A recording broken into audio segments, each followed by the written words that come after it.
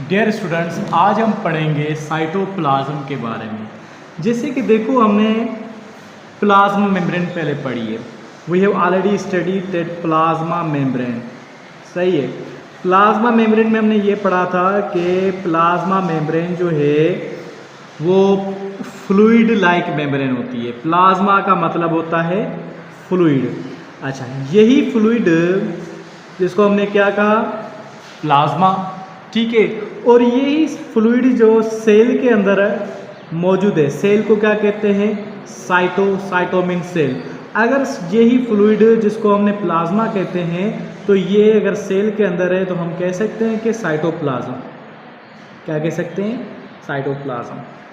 Actually the cytoplasm ये एक cell के अंदर फ्लूइड लाइक पोर्शन है, जेली लाइक सब्सटेंस है, सारा सेल के अंदर मौजूद होता है। लेकिन कुछ जगह ऐसी है जहाँ पे नहीं होता। सो साइटोप्लाज्म को हम कह सकते हैं, इसको डिफाइन कर सकते हैं, it is a jelly like living portion या substance present in the cell. Present in the cell कहाँ से कहाँ पे मौजूद होता है। देखो, एक तो होता है प्रोटोप्लाज्म। देन प्रोटोप्लाज्म क्या होगा, प्रोटोप्लाज्म भी जेल लाइक होता है, साइटोप्लाज्म भी जेल लाइक होता है। इस दोनों में क्या फ़र्क हुआ, देखो साइटोप्लाज्म और प्रोटोप्लाज्म में ये फ़र्क है। प्रोटोप्लाज्म जो होता है वो सेल के अंदर, सेल जो है ये हमारा सेल है, ठीक है। सेल के अंदर जो कुछ भी है टोटल, इसको कहते हैं प्रोटोप्लाज्म। अगर जो है एनिमल सेल है तो टोटल प्रोटोप्लाज्म है, उसको फंक्शनली जो हम सेल कहते हैं। अच्छा, अगर प्लांट सेल है तो सेल वॉल के अलावा, सेल वॉल होती है सबसे बाहर, उसके अलावा जो होता है वो होती है ये सेल वॉल कह लें। एक्चुअली प्लांट सेल ऐसे गोल तो नहीं होते, वो जो है इरेगुलर या जो है रेक्टेंगुलर शेप होते हैं। लेकिन ये सपोज सेल वॉल है तो सेल वॉल को प्रोटोप्लाज्म के अंदर कंसीडर नहीं करेंगे, सिर्फ रेड वाला पोर्शन जो है प्रोटोप्लाज्म होगा। अब बात आती है साइटोप्लाज्म की। Then what is cytoplasm. Cytoplasm क्या होता है, देखो न्यूक्लियस भी होता है सेल के अंदर बीच में, ठीक है। न्यूक्लियस जो है यहाँ से, न्यूक्लियस से लेके, न्यूक्लियस को छोड़ के बाकी जो न्यूक्लियर मेम्ब्रेन जो कवरिंग होती है, यहाँ से लेके जो भी सॉल्यूट या सॉल्वेंट, जो भी फ्लूइड मटेरियल मौजूद होता है सेल के अंदर, इसको कहते हैं cytoplasm. That is called the cytoplasm. अब क्लियर हो गया। तो this is the cytoplasm and that is protoplasm. ऐसे कह सकते हो, न्यूक्लियस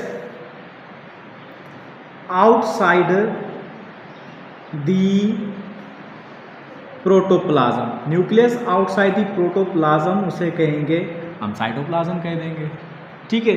या ऐसे कह सकते हैं protoplasm minus cytoplasm. It is का प्रोटोप्लाज्म माइनस न्यूक्लियस। न्यूक्लियस को अगर हटा दें तो फाइनली बनेगा साइटोप्लाज्म। तो ये साइटोप्लाज्म की हमने पढ़ ली लोकेशन के कहाँ पे होता है। अब साइटोप्लाज्म के अंदर होता क्या है और कौन से काम होते हैं, ठीक है। साइटोप्लाज्म हमने पढ़ा कि जेल लाइक होता है, जेल लाइक। तो ये जेल लाइक होता है, इसके अंदर फिर दो चीज़ें होती हैं, दो पार्ट्स होते हैं।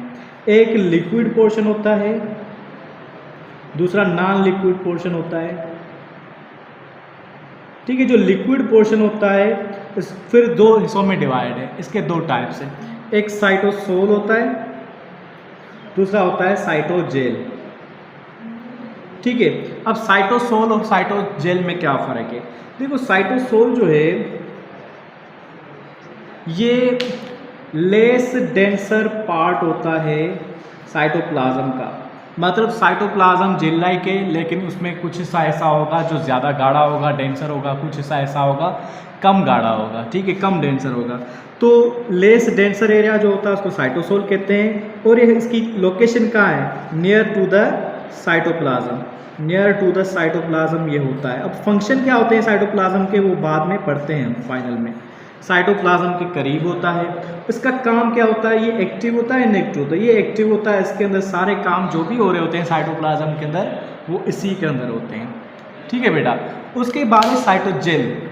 व्हाट इज साइटोजेल, इसके थोड़ा अपोजिट कर लो, सब कुछ अपोजिट करोगे तो क्या मिलेगा, ये हाई डेंसर होता है, ज़्यादा डेंसर होता है, मोर डेंसर कह लो, ठीक है। और ये near to the nuclear membrane, sorry cell membrane के करीब होता है, means outward portion of the cytoplasm is called cytogel, outward portion में होता है। सही है। और ये क्या करता है, स्टोरेज के काम आता है, चीज़ों को स्टोरेज करने के लिए काम आता है, तभी जो है ये ज़्यादा डेंसर होता है। ये चीज़ हो गई। अब नॉन लिक्विड पोर्शन जो होता है इसके अंदर जो होते हैं ये इसको ग्रेनुलर पोर्शन भी कहते हैं, नॉन लिक्विड पोर्शन को ग्रेनुलर, इसको नॉन ग्रेनुलर कह सकते हो। ठीक है, मतलब ग्रेन वाला और ये नॉन ग्रेन वाला। इसके अंदर नॉन लिक्विड पोर्शन के अंदर क्या होता है, नॉन लिक्विड पोर्शन के अंदर आपके ये ऑर्गेनल्स होते हैं, सेल के अंदर ऑर्गेनल्स होते हैं ना, membrane bounded, non membrane bounded, मतलब माइटोकॉन्ड्रिया हो गया, इंडोप्लाज्मिक रेटिकुलम।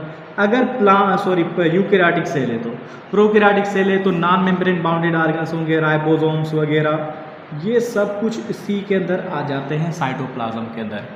अब हम देखते हैं कि साइटोप्लाज्म जो है इसका काम क्या है, साइटोप्लाज्म जो है इसका फंक्शन क्या है। ठीक है, फंक्शंस ऑफ साइटोप्लाज्म, फंक्शंस हम देखेंगे कौन से हैं फंक्शन। ठीक है, फंक्शंस हम करते हैं इसके कौन से।